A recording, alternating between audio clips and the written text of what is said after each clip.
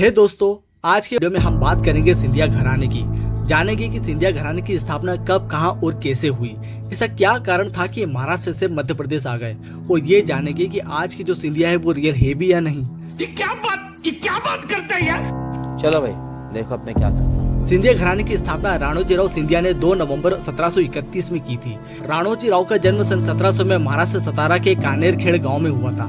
राणोजी राव पेशवा बाजीराव के military commander हुआ करते थे। पेशवा बाजीराव ने राणोजी राव को मध्य प्रदेश के मालवा क्षेत्र के 36 गाँव के टैक्स कलेक्शन की जिम्मेदारी सौंपी थी, जिस कारण सिंधिया मध्य प्रदेश आ गए। शुरुआती दौर में इनकी राजधानी उज्जैन हुआ करती थी। 1234 में जब गुलाम वंश के शासक सुल्तान इल्तुतमिश ने महाकाल मंदिर को क्षतिग्रस्त किया था, तब वो राणोजी राव सिंधिया ही थे जिन्होंने मंदिर का जीर्णोद्धार करवाया था। फिर भी इन्हें बाहर बैठाया गया। हम मत बोलिए, अपने साथ मत जोड़िए, हमको अलग है। राणोजी राव की मृत्यु 3 जुलाई 1745 को हुई थी। फिर आए इनके बेटे दत्ताजी राव सिंधिया। दत्ताजी राव सिंधिया जो राणोजी राव के बड़े बेटे थे। जिस तरह राणोजी राव पेशवा बाजीराव को सर्व किया करते थे, ठीक उसी तरह दत्ताजी पेशवा के बेटे बालाजी बाजीराव के मिलिट्री कमांडर हुआ करते थे और अफगान शासक अहमद शाह अब्दाली से कई युद्ध कर पंजाब और मुल्तान रीजन पर कब्जा कर लिया। अब्दाली को अच्छे से पता था कि इतनी आसानी से मराठाओं को नहीं हराया जा सकता, तो उसने नजीब उद्दौला के साथ मिलकर दत्ताजी पर हमला कर दिया। इतिहास में आज भी दर्ज है कि जब नजीब उद्दौला ने दत्ताजी से पूछा, क्यों पाटिल, वो लड़ेगा, तब दत्ताजी बोले, जब तक तोड़ेंगे नहीं तब तक छोड़ेंगे। पर 1,20,000 अफगान आर्मी के सामने मात्र 2,500 मराठा कब तक टिक पाते। और 10 जनवरी 1760 को दत्ताजी वीर गति को प्राप्त हुए। जयप्पा राव सिंधिया राणोजी राव सिंधिया के दूसरे बेटे थे, जो अपनी इकोनॉमी पॉलिसी के कारण जाने जाते थे। जयप्पा राव ने 1745 से लेकर 1755 तक शासन किया। उनके समय सबसे ज्यादा टैक्स कलेक्शन हुआ करता था, जो 65 लाख था, जो उस समय काफी ज्यादा माना जाता था। 25 जुलाई 1755 को राजस्थान के नागौर की दीवारों के सामने जोधपुर के राजा विजय सिंह के मामलों में दखल अंदाजी के कारण जयप्पा राव की हत्या कर दी गई। उनके बाद उनके पुत्र जानकोजी राव सिंधिया ने गद्दी को संभाला, पर 1761 में पानीपत के तीसरे युद्ध में वो भी मारे गए। जयप्पा राव के बाद उनके भाई तुकोजी राव और ज्योतिबा राव शासन से दूर ही रहे, पर सिंधिया घराने के वंश को आगे बढ़ाने के लिए उनके सबसे छोटे भाई महदजी सिंधिया अखाड़े में उतरे। महदजी सिंधिया जो राणोजी राव सिंधिया के 5वें व छोटे पुत्र थे, साथ ही साथ वो सिंधिया राजघराने की प्योर ब्लड लाइन के लास्ट मेल मेंबर थे। मैं नहीं मानता। महदजी सिंधिया पानीपत के तीसरे युद्ध में घायल हो गए थे, पर उनके सेवादार राणे खां ने उनकी जान बचाई। उन्होंने उज्जैन के गोपाल मंदिर का निर्माण करवाया। अपनी सेना को फ्रेंच कमांडर बेनोट ले बोर्गने से यूरोपियन ट्रेनिंग दिलवाई। 1784 में दिल्ली के सुल्तान शाह आलम ने महदजी से मदद मांगी, क्योंकि उनके मिनिस्टर अफरसियाब ने चालाकी से दिल्ली की गद्दी को हथिया लिया था। महदजी ने अफरसियाब को मार गिराया और अपना फायदा न देखते हुए दिल्ली फिर से शाह आलम को सौंप दी। शाह आलम ने उन्हें वकील उल मुल्क तलक की उपाधि दी। 12 फरवरी 1794 को महदजी की मृत्यु हो गई। उनकी खुद की कोई संतान नहीं थी, तो उन्होंने दौलत राव सिंधिया को गोद लिया था, जिन्होंने उनकी लेगेसी को आगे बढ़ाया। दौलत राव सिंधिया जो महदजी सिंधिया के गोद लिए हुए पुत्र थे, उनके रियल फादर थे आनंद राव शिंदे। मात्र 15 साल की उम्र में राजगद्दी को संभाला और 1794 से लेकर 1827 तक शासन किया। 1810 में उन्होंने सिंधिया राजधानी को उज्जैन से ग्वालियर शिफ्ट कर दिया। अंग्रेजों से टकराव को टालने के लिए सूर अर्जन राव की संधि साइन की। 19वीं शताब्दी की शुरुआत में पिंडारियों ने काफी लूटपाट मचा रखी थी, जिस कारण 5 नवंबर 1817 को ग्वालियर की संधि ब्रिटिश कमांडर हेस्टिंग के साथ साइन की। वो 5000 घुड़सवार को बॉर्डर पे तैनात करवाया।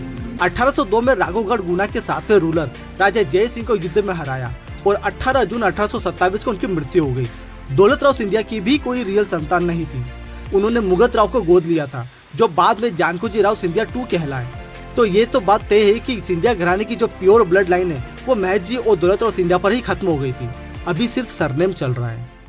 अब वो समय आ गया था जब सिंधिया राजघराने में गोद लिए हुए पुत्र राज कर रहे थे, जैसे कि जानकोजी राव सिंधिया, जो दौलत राव सिंधिया के अडॉप्टेड चाइल्ड थे। उनका रियल नेम था मुगत राव। जून 1827 को अपने सौतेले पिता की मृत्यु के बाद जानकोजी राव ने 1827 से लेकर 1843 तक शासन किया और पूरा नाम पड़ा आलीजहा जानकोजी राव सिंधिया, जिसका मतलब होता है प्रभु मेरे ईश्वर है। कुछ भी अपने सौतेले बेटे का राजगद्दी पर बैठना दौलत राव सिंधिया की विधवा बाईजाबाई को बिल्कुल भी रास नहीं आया और राज्य के हर फैसले पर दखल अंदाजी करने लगी। जानकोजी राव ने उस समय के वाइसरॉय लॉर्ड विलियम बेंटिक की मदद से बाईजाबाई को ग्वालियर से उज्जैन शिफ्ट कर दिया। जानकोजी राव सिंधिया की खुद की भी कोई औलाद नहीं थी। उन्होंने एक लड़के भागीरथ राव को गोद लिया, जो बाद में जयाजी राव सिंधिया कहलाए। तो ये बात तो बिल्कुल तय है कि जो सिंधिया अभी मौजूद है वो सिर्फ सिंधिया सरनेम लेकर चल रहे हैं। प्योर ब्लड लाइन तो दौलतराव सिंधिया के समय ही खत्म हो चुकी थी। Sorry sir. जयाजी राव सिंधिया जो जानकोजी राव सिंधिया के अडॉप्टेड चाइल्ड थे, जो खुद दौलतराव सिंधिया के गोद लिए हुए पुत्र थे। जोर जोर से बोल के लोगों को स्कीमें बता दे। जयाजी का रियल नेम था भागीरथ राव। मात्र 12 से 15 साल की छोटी उम्र में राजगद्दी पर बैठा दिए गए और शासन करने में उनकी मदद की थी उनके दीवान अमरचंद ने। जयाजी राव सिंधिया ने ग्वालियर में कई मॉन्यूमेंट बनवाए, जैसे कि कंपू कोठी, जल विहार, मोती महल और 1874 में ग्वालियर की शान कहा जाने वाला जय विलास पैलेस, जिसके आर्किटेक्चर थे माइकल फिलोज। अभी फिलहाल इस पैलेस के आधे पोर्शन में सिंधिया रहते हैं और आधे में टूरिस्ट के लिए ओपन कर दिया गया है। इन्हीं के समय पर 1857 की क्रांति हुई थी, जिसमें कहा जाता है कि सिंधिया घराने की वजह से रानी लक्ष्मीबाई की मृत्यु हुई थी, जिसका जवाब आज तक इन्हें देना पड़ता है। तो क्या कंट्रोवर्सी थी, आइए समझते हैं। 1857 की क्रांति के समय सिंधिया घराने ने गद्दारी या धोखेबाजी की थी या नहीं, ये हमेशा से एक कंट्रोवर्सी डिबेट रही है। आहो आरंभ करो। तो बात ऐसी है दोस्तों, जब वीरांगना रानी लक्ष्मीबाई झांसी से ग्वालियर जाती है तब ग्वालियर पे जयाजी राव सिंधिया का शासन था। तब उनकी उम्र महज 24 से 25 साल रही होगी। जब जयाजी राव को पता चला कि रानी लक्ष्मीबाई आ रही है, वो अपनी सारी सेना और सारा खजाना लेकर आगरा भाग गए। जयाजी राव की सेना में अंग्रेजों का पाला हुआ खबरी दिनकर राव रजवाड़े था, जिसने रानी के बारे में सारी बातें अंग्रेजों को बता दी और लक्ष्मीबाई वीर गति को प्राप्त हुई। दिनकर राव रजवाड़े को अगर अलग भी रखा जाए तो भी जयाजी राव चाहते तो लक्ष्मीबाई का साथ दे सकते थे, पर उन्होंने ऐसा नहीं किया, जिस कारण सिंधिया घराने को आज भी गद्दार कहा जाता है।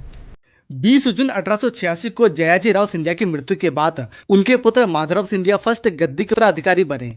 ये वो सिंधिया थे जहां बच्चे नेचुरली बॉर्न हुए, अडॉप्ट करने की जरूरत नहीं पड़ी। माधवराव सिंधिया फर्स्ट ने 1894 से लेकर 1925 तक शासन किया।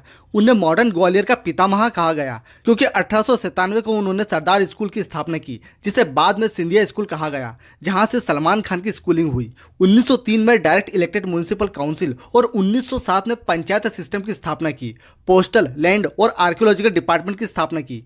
इनकी 2 शादी हुई थी। पहली बीवी से कोई औलाद नहीं थी। चुप रहे, चुप। एक आवाज नहीं निकलनी चाहिए। चुप रहेगा नहीं रहेगा। वहीं दूसरी से 2 बच्चे हुए।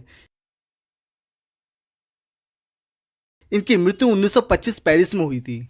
जीवाजी राव सिंधिया जो सिंधिया घराने के आखिरी रूलर थे, क्योंकि इनके समय प्रिंसली स्टेट का रूल खत्म हुआ। राजा गए, रानी गई और प्रजातंत्र शुरू हुआ। अपने पिता माधवराव सिंधिया फर्स्ट की मृत्यु के बाद 1925 से लेकर 1947 तक शासन किया। 1956 में स्टेट रीऑर्गेनाइजेशन एक्ट के तहत इन्हें मध्य भारत का हेड बनाया गया। साल 1941 में जीवाजी राव ने सागर के डिप्टी कलेक्टर की डॉटर विजया राजे से शादी की। इनका रियल नेम था देवी, जो बाद में राजमाता विजय राजे सिंधिया कहलाई। इन दोनों से 3 संतानें हुई, यशोधरा राजे सिंधिया, वसुंधरा राजे सिंधिया और माधवराव सिंधिया 2, जिनकी प्रतिमा कटनी जिले में गलत ढंग से हटवाई गई थी, जिसके बारे में हम ऑलरेडी एक वीडियो बना चुके हैं। और अब सिंधिया लेगेसी को आगे बढ़ा रहे हैं ज्योतिरादित्य सिंधिया, जो किसी जमाने में कांग्रेस में हुआ करते थे, पर अब सत्ता और पावर के लालच में बीजेपी में आ गए हैं। और इनके पुत्र हैं महाआर्यमान। तो दोस्तों, ये थी सिंधिया घराने की लेगेसी। मैंने पूरी कोशिश की है कि जितने भी लीड रूलर थे उनके बारे में मैंने आपको ब्रीफली बताया है। तो आपको क्या लगता है कि सच में अभी प्योर ब्लड लाइन चल रही है? प्लीज़ कमेंट जरूर कीजिएगा। मुझे पता है कि मेरा चैनल एजुकेशन पर्पज से कम ही लोग इसको लाइक करते हैं, पर आपसे यही रिक्वेस्ट है कि जितना हो मेरी वीडियो को जरूर लाइक कीजिए और चैनल को सब्सक्राइब जरूर कीजिए। मिलते हैं फिर किसी वीडियो में।